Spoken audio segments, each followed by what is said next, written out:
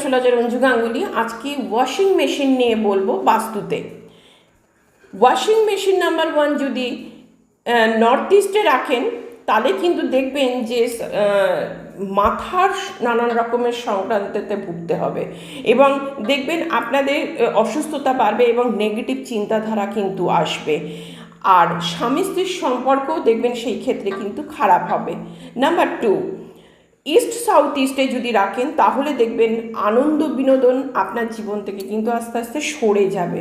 Number 3, আর ইস্টে যদি রাখেন তাহলে সামাজিক সংযোগ, সামাজিকের সঙ্গে যে সংযোগটা সেটা দেখবেন আস্তে আস্তে আপনার থেকে বিচ্ছিন্ন হবে। বেস্ট জায়গা হচ্ছে কিন্তু ইস্ট সাউথ ইস্ট রাখলে কিন্তু ভীষণভাবে ভালো ফল পাবেন।